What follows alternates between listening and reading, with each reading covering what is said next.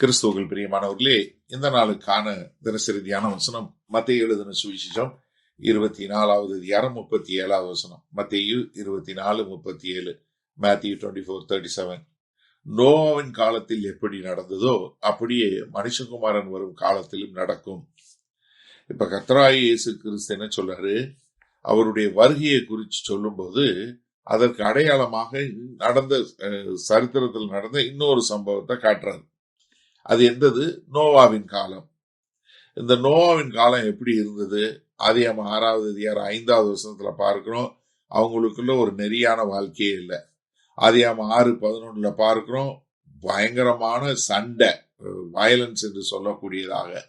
அது மாத்திரமல்ல, 2 பேதுரு 2:5 பார்க்கிறோம், அவங்க என்ன நீதியை அவங்க பழிக்கக்கூடியவங்களா. அது மாத்திரமல்ல, ஆவிக்குரிய முறையில ஒரு குருட்டாட்டம் உள்ளவங்களா இருந்த ஒரு காலம். அப்ப ஆண்டவர் என்ன சொல்றாரு? இப்படிப்பட்ட ஒரு காலம் வரும். நோவாவின் காலத்தில் எப்படி நடந்ததோ. அப்ப எப்படி நடந்தது? அதாவது நோவாவின் காலத்துல என்ன பண்ணாங்க? அவங்களுக்கு எல்லாருக்கும் எச்சரிக்கை கொடுத்தாரா? ஆமா, எச்சரிக்கை கொடுத்தாரு. ஆனா அவங்க என்ன பண்ணாங்க? அவங்களுடைய அன்றாட வாழ்க்கையை தொடர்ந்து பண்ணாங்க. அவங்க வாடகை சாப்பிட்டாங்க, அவங்க வாடகை குடிச்சாங்க, கல்யாணம் பண்ணாங்க, வீடை கட்டினாங்க, வாங்கினாங்க, வித்தாங்க, எல்லாத்தையும் இது பண்ணாங்க. ரெண்டாவது அவங்க என்ன பண்ணாங்க?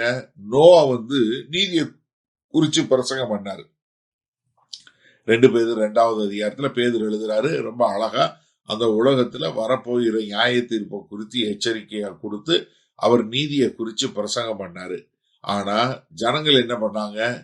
அந்த எச்சரிக்கையை விட்டாங்க, வேத வசனத்தை விட்டாங்க, தீர்க்க தரிசனத்தை விட்டாங்க, அடையாளங்களை விட்டாங்க, எச்சரிக்கையும் புறந்தள்ளிட்டாங்க. ஆனா என்ன நடந்தது? நியாய தீர்ப்பு, திருப்பப்படாத நியாய தீர்ப்பு திடீரென்று வந்தது. ஆமா, வெள்ளம் எப்படி வந்துச்சு? சாதாரண வந்துச்சு. அந்த மாதிரி அங்க என்ன ஒரு எப்படி அவங்க எதிர்பாராத நேரத்துல, அவங்க யோசிக்காத நேரத்துல அவர் எச்சரிச்சு கேட்காம அவங்க இருக்கும்போது டக்குன்னு வெள்ளம் வந்தது இல்லையா?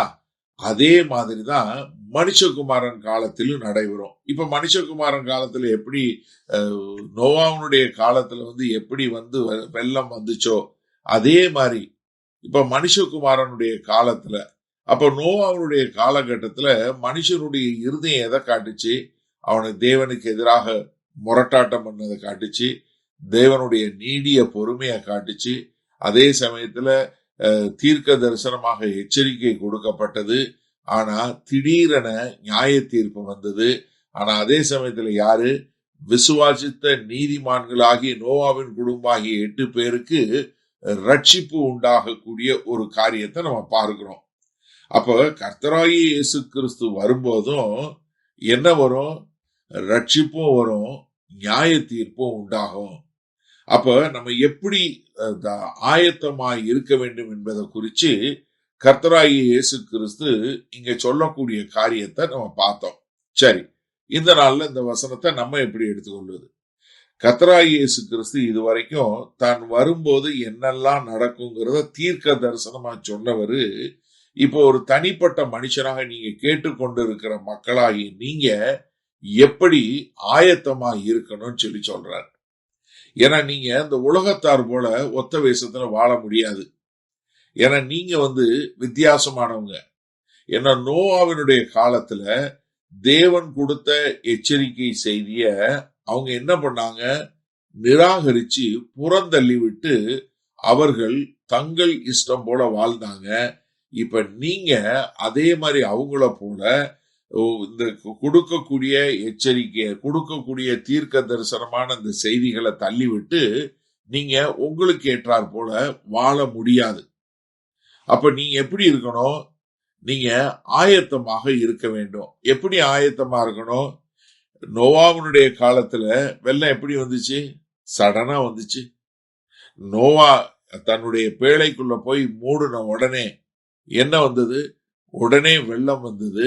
அது அழியக்கூடியதாக, அவங்க எதிர்பாராத நேரத்துல மொத்தத்தையும் அழிக்கக்கூடியதா இருந்துச்சு. இப்ப கர்த்தராகிய இயேசு கிறிஸ்துவா இருக்கட்டும், பரிசுத்த ஆவியானவர் மூலமாய் எழுதின அப்போஸ்தலனாகிய பவுலா இருக்கட்டும், அவர் என்ன சொல்றாரு? திருடன் இரவிலே திருடன் வருவது போல இருக்கும் என்று சொல்லக்கூடியதா. இங்க கர்த்தராகிய இயேசு கிறிஸ்து என்ன சொல்றாரு? நோவாவுடைய காலத்துல எப்படி நோவா 120 வருஷமா நீதியை குறித்து பிரசங்கம் பண்ணி கொண்டே இருக்கும்போது கேட்டவர்கள் விசுவாசியாமல் போனதுனால அவங்க வெள்ளத்துல அழிந்து போனாங்க. அதே மாதிரி நீங்க கர்த்தருடைய எச்சரிக்கையை கேட்டுக்கொண்டு நீங்க ஆயத்தமா இல்லைன்னா நீங்களும் அதே மாதிரி போயிருவீங்க.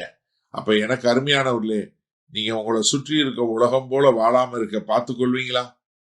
மகா கிருபையும் இரக்கம் நிறைந்த எங்கள் அன்பின் தகப்பனே, இதோ இந்த அருமையான நல்ல நாளுக்காய் நின்று, இதோ நோவாவின் காலத்துல கண்கள் குருடாக்கப்பட்டவர்களாய் ஆண்டவரே அவர்களுக்கு சொல்லப்பட்ட காரியங்களை விட்டு அவர்கள் எச்சரிக்கையை ஏற்றுக்கொள்ளாமல் அழிவுல போனாங்க. அந்த மாதிரி போய்விடாதபடி உம்முடைய எச்சரிக்கையை ஏற்றுக்கொண்டு உமக்கென்று வாழ நாங்கள் எங்களை அர்ப்பணிக்கிறோம். இயேசு கிறிஸ்துவின் மூலம் பிதாவே, ஆமென். கர்த்தர் உங்களை ஆசீர்வதிப்பாராக. நாம் இன்று மாலை மணால சந்திப்போம்.